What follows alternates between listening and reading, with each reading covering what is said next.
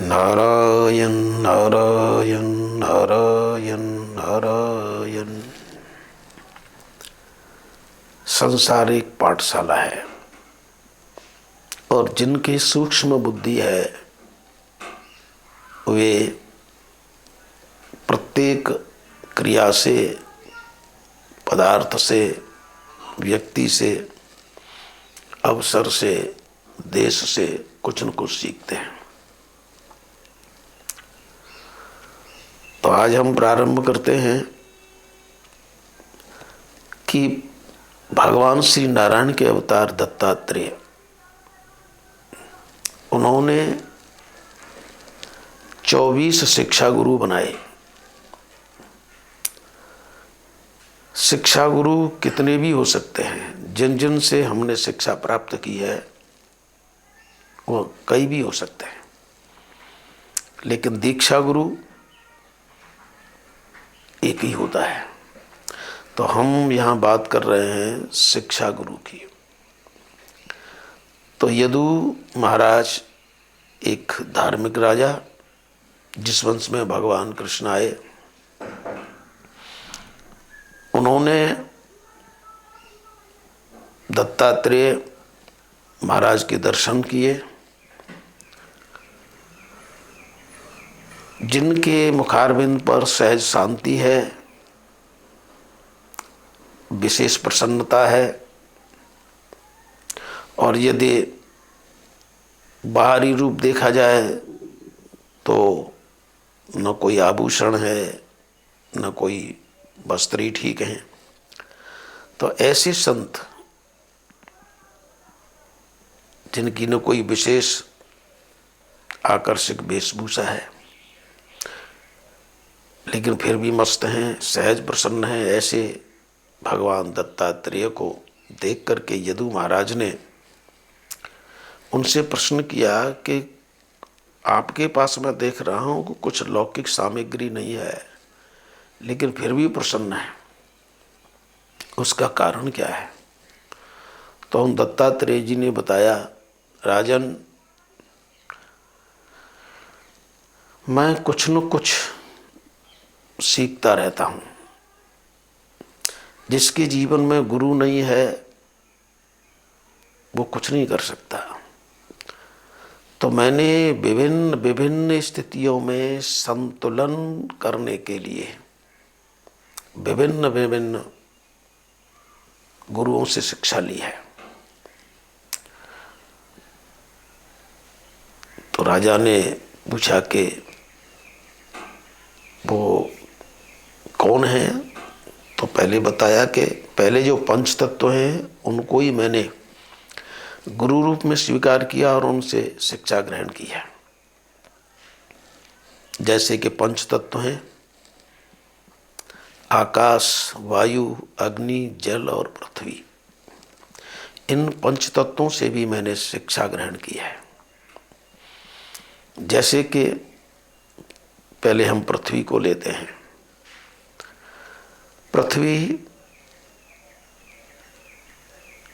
पृथ्वी की शिक्षा को हम 3 रूपों में बांटते हैं। स्वयं पृथ्वी जो समतल है, दूसरे पहाड़ों के रूप में जो ऊंची नीची है, और तीसरा पृथ्वी का रूप है जो मैंने माना है वो वृक्ष। तो समतल पृथ्वी के रूप में, ऊंचे नीचे पहाड़ों के रूप में और वृक्ष के रूप में मैंने पृथ्वी देवी से जो शिक्षा प्राप्त की है वो बताता हूँ। प्रत्येक साधक को जो चाहता है कि मेरे अध्यात्म मार्ग में उन्नति हो, मुझे लक्ष्य की प्राप्ति हो, उसको चाहिए कि इन शिक्षाओं के ऊपर ध्यान दें। तो पृथ्वी जो समतल है, समतल पृथ्वी से मैंने धैर्य की शिक्षा ग्रहण की है। जैसे एक समतल पृथ्वी है, कोई तो पृथ्वी से जल लेने के लिए गड्ढा खोदता है, कोई गंदगी को गड्ढे में डालने के लिए पृथ्वी को खोदता है, लेकिन पृथ्वी देवी जल प्राप्त करने के लिए गड्ढा खोदने वाले से भी अथवा गंदगी डालने के लिए गड्ढा खोदने वाले से भी नाराज नहीं होती। उनमें इतनी सहनशीलता है। और मैंने ये देखा है कि पृथ्वी जैसा धैर्य हर एक में नहीं है। तो कोई हमें कुछ कहे, हमें धैर्य धारण करना चाहिए। पृथ्वी से यह मैंने धरती की शिक्षा ग्रहण की है। और एक किसान है जो फसल उगाने के लिए धरती को जोतता है, तो एक फसल उगाने के लिए पृथ्वी को जोतता है, एक गंदगी डालने के लिए गड्ढा करता है, और एक जल निकालने के लिए गड्ढा करता है। लेकिन पृथ्वी तीनों के प्रति समदृष्टि रखती है। तो जो सहनशीलता की पराकाष्ठा है, तितिक्षा है, वो मैंने पृथ्वी से सीखी है। तो समतल पृथ्वी से मैंने धैर्य सीखा है। और पहाड़ों के रूप में जब पृथ्वी है तो मैंने उनसे ये सीखा है कि समतल पृथ्वी कहीं इधर उधर असंतुलित न हो जाए, इसलिए पहाड़ों के रूप में जो पृथ्वी का आकार है वह संतुलन बनाने के लिए है।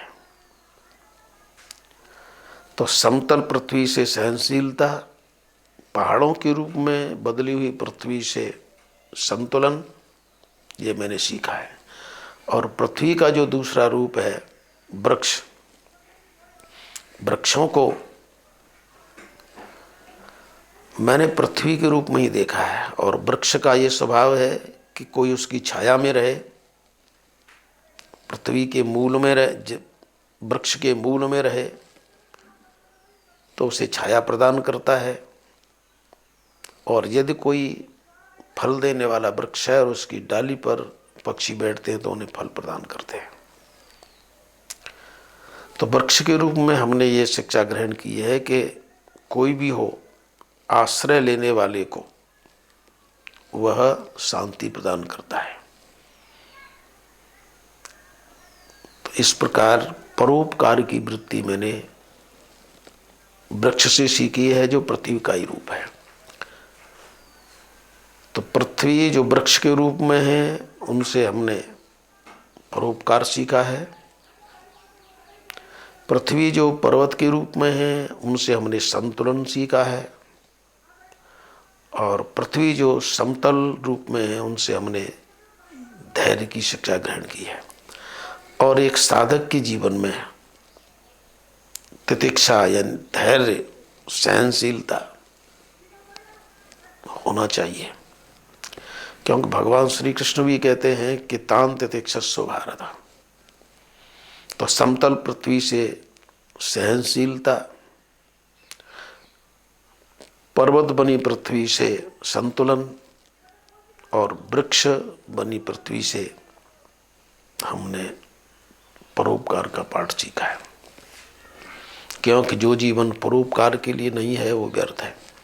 परोपकाराय शताम विभूतयः, सज्जन महान पुरुष जाने ही जाते हैं परोपकार के कारण। परोपकार करना उनका सहज स्वभाव होता है। वृक्ष को पत्थर मारो, यदि फल देने वाला वृक्ष है तो वो फल देगा। तो इस प्रकार मैंने पृथ्वी तत्व से 3 शिक्षा ग्रहण की है: सहनशीलता, संतुलन और परोपकार। और एक पर और विचार करते हैं, वायु। ये जो वायु है 2 प्रकार की है। शरीर के अंदर प्राणवायु है और बाहर जो वायु चल रही है वो प्रत्यक्ष वायु है। प्रत्यक्ष वायु से मुझ दत्तात्रेय ने ये सीखा है कि वह किसी भी जगह से होकर के जाए,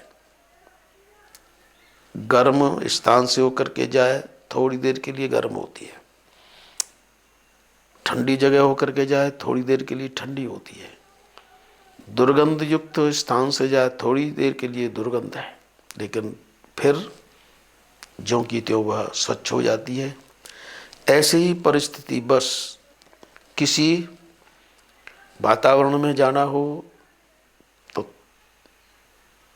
वायु की तरह हम थोड़ी देर के लिए ऐसे मालूम पड़े जैसे कि गंदी जगह से होकर के हवा गई तो थोड़ी सी गंदगी गंध वायु आने लगती है, लेकिन यथार्थ में वो गंदी नहीं होती। थोड़ी देर बाद जैसी वैसी स्वच्छ। वैसे ही हमें अपने स्वरूप को समझते हुए वायु के समान असंग ही रहना चाहिए। थोड़ी देर के लिए उसका प्रभाव सा मालूम पड़ता है, लेकिन पुनः ज्यों के त्यों। तो इस प्रकार किसी भी चीज़ से न चिपकना, ये मैंने वायु तत्व से सीखा है। तो आज 2 का ही विचार शेष आगे। श्री राम जय राम जय जय राम, श्री राम जय जय राम।